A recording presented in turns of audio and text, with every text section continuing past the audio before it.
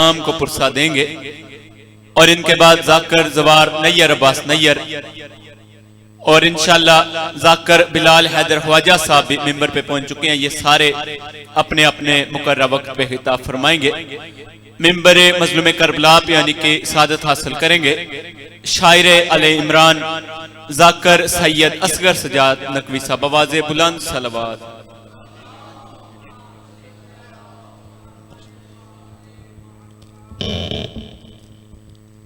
التماس دعا۔ بسم اللہ الرحمن الرحیم۔ الحمدللہ رب العالمین الرحمن قل هو اللہ احد اللہ الصمد قل هو اللہ احد اللہ الصمد لم یلد۔ بآواز بلند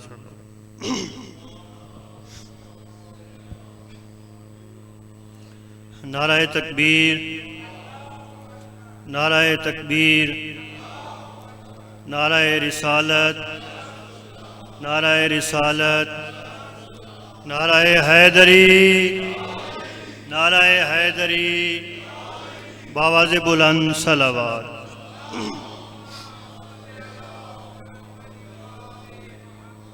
حاضرین محترم، طویل گفتگو کا وقت نہیں ہے۔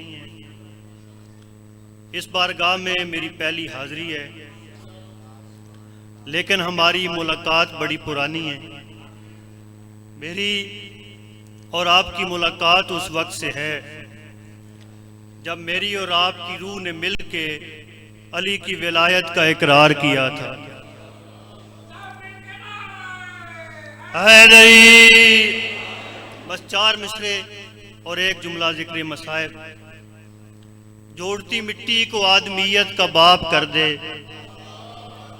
مجھ سے پہلے ذاکر امداد صاحب بڑے خوبصورت قصائد پڑھ رہے تھے، انہوں نے مٹی اور پانی کی بات کی، اسی پہ 4 مصرے پڑھنا چاہتا ہوں۔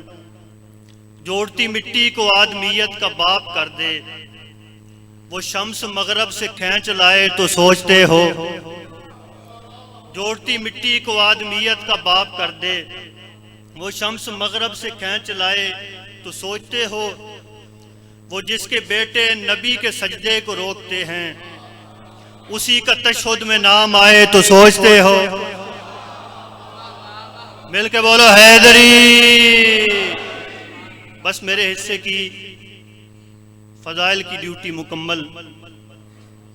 جتنا وقت مجھے عنایت ہوا ہے، کیونکہ ذاکر وقت میں رہے تو اوقات میں رہا کرتا ہے۔ لوگ کہتے ہیں علی کی ولایت مستحب ہے۔ مستحب اسے کہتے ہیں جو پڑھ لیں تو پھر بھی ٹھیک، جو نہ پڑھا جائے تو پھر بھی ٹھیک۔ لیکن ولایت کو مستحب کہنے والوں کو پیغام دے رہا ہوں، علی کی ولایت اتنی قیمتی چیز ہے کہ معراج کے سفر میں اللہ جس کے نالین نہیں اترواتا، علی کی ولایت کے لیے اسی کی بیٹی بازار سے گزر گئی۔ اگر ولایت مستحب ہوتی تو ولایت کے لیے علی کی بیٹی بازار نہ جاتی۔ آج قیامت سے کم دن نہیں ہے، 28 رجب کا دن ہے۔ مولا کے ذاکرین بھی تشریف فرمائیں۔ غازی سرکار کی شہادت بعد میں پڑھی جائے گی، لیکن سید زادوں میں ایک جملے میں عباس کی شہادت پڑھ سکتا ہوں۔ مجھ سے سوال کرو نا، اتنی مشکل شہادت ایک جملے میں کیسے پڑھ سکتے ہو؟ عزادارو 28 رجب سن 60 ہجری، علی کی بیٹی کا پہلا قدم گھر سے باہر آیا، عباس شہید ہو گئے۔ پھر اس کے بعد عباس کا جنازہ چل کے کربلا تک پہنچا ہے۔ بس ایک جملہ مصائب کا پڑھنا ہے۔ علی کی بیٹیوں کے لیے ہر شام بڑی مشکل شام تھی۔ اگر کربلا میں آئی تو مشکل، کوفہ میں آئی تو مشکل، لیکن سب سے مشکل علی کی بیٹیوں کے لیے وہ شام تھی۔ بتاؤں کون سی شام؟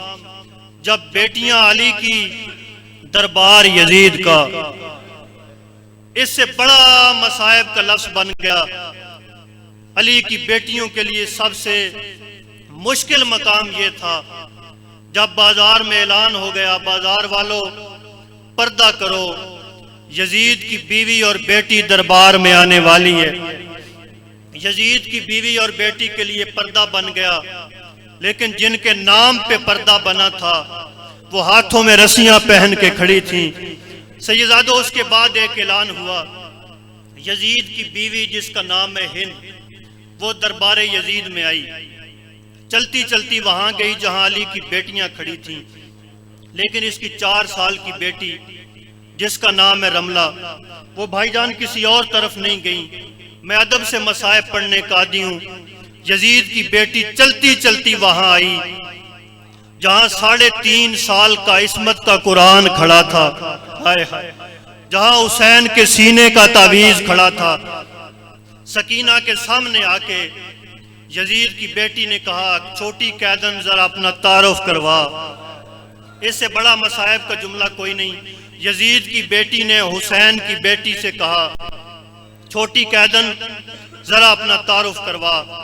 سکینہ فرماتی ہے، میں کائنات کے بادشاہ کی بیٹی ہوں۔ جب کہا نا میں کائنات کے بادشاہ کی بیٹی ہوں، رملہ کہتی ہے میں بادشاہ کی بیٹی ہوں، دیکھنا میرے کانوں میں قیمتی در ہیں، اگر تو بادشاہ کی بیٹی ہوتی تیرے کانوں میں بھی قیمتی در ہوتے۔ سکینہ آواز دے کے کہتی ہے، رملہ یہ جو در تیرے کانوں میں ہے یہ تیرے نہیں، یہ مجھے بابا نے عید پہ منگوا کے دیے تھے۔ جب کہا نا یہ مجھے بابا نے عید پہ منگوا کے دیے تھے۔ رملہ کہتی ہے، چھوٹی قیدن جب کوئی بندہ اپنی چیز کی ملکیت کا دعویٰ کرتا ہے پھر کوئی نشانی بتاتا ہے، تو مجھے نشانی بتا، اگر یہ دور تیرے ہوئے میں دور تمہیں واپس کر دوں گی۔ جب کہا نا دوروں کی کوئی نشانی بتا، سکینہ آواز دے کے کہتی ہے، رملہ دور اتار کے دیکھ، اگر لہو لگا ہے تو میرے ہیں، اگر لہو نہیں لگا تو پھر تیرے ہیں۔ آخری جملہ ہے، رملہ آواز دے کے کہتی ہے، چھوٹی قیدن میں نے یہ دور کئی بار دھوئے ہیں، ان سے لہو نہیں اترا۔ سکینہ فرماتی ہے، تو قیامت تک دھوتی رہ لیکن یہ لہو اترے گا نہیں۔